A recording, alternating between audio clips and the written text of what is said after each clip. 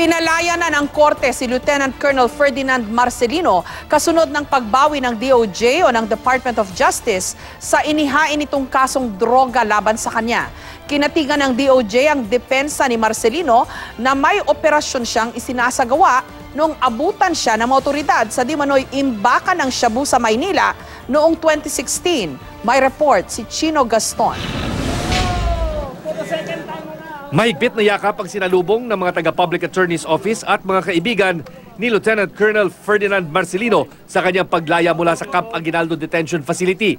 Naka-uniforme ng Philippine Marines, naging emosyonal si Marcelino habang naaalala ang kanilang pinagdaanan. Bit-bit ni PAO Chief Attorney Persida Acosta ang release order sa tanggapan ng Public Information Office ng AFP. Matapos ilabas ng Department of Justice ang resolusyon na kinakatigan nito ang depensa ni Marcelino at informante at translator niyang si Yan Yi Shu alias Randy. Na nagsasagawa sila ng anti-drug operations nang sila'y hinuli ng PDEA at binuwag na PNP AIDG sa isa umanong shabu lab sa Santa Cruz, Manila noong January 2016. Binigyan halaga din ng DOJ ang mga certification mula sa Intelligence Service of the Armed Forces of the Philippines o ISAF at NBI na dati nang dumutulong si Marcelino sa kanilang anti-illegal drugs operations. Buong puso akong nagpapasalamat, especially sa Armed Forces of the Philippines sa suporta nila sa akin for the moral encouragement and uplifting my spirit. Hindi ko kasi madaling makulong eh. Hindi mo alam kung sa paanong paraan ba't dumarating ang hustisya.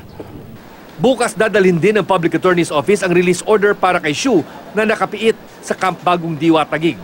January 2016 din nang makulong si Marcelino at Shu sa Manila City Jail. Pero pinalaya noong Hunyo matapos ibinasura ng DOJ ang kanyang kaso. Nang magpalit ang administrasyon at iapelang desisyon ng DOJ, nagpasya si Marcelino na sumuko sa Campo Aguinaldo para sumailalim sa kustudiya ng militar. Palibhasa isang patriot at isang ginagamit ng pamahalaan laban sa mga illegal na droga at mga sindikato at pag-diskubre ng malaking laboratorio ng shabu dito sa ating bayan ay talagang kitang-kita mo ganti sa kanya. Sa isang text message, sinabi naman ni Senior Superintendent Enrico Rigor, tagapagsalita ng PNP Drug Enforcement Group na pumalit sa nabuwag na PNP AIDG, iapela nila ang anilay maling desisyon ng DOJ.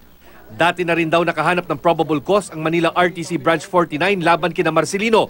Ngayong malaya na siya, bukas si Marcelino, isang officer ng Philippine Marines na bumalik sa serbisyo. Normally, pag ganyang posisyon, ang pinag-uusapan natin ay ang personnel division. So sila ang magsasabi kung saan siya pwede. Lalo na kung saan mas higit na pakikinabangan ng kanyang kakayahan. Chino Gaston, GMA News.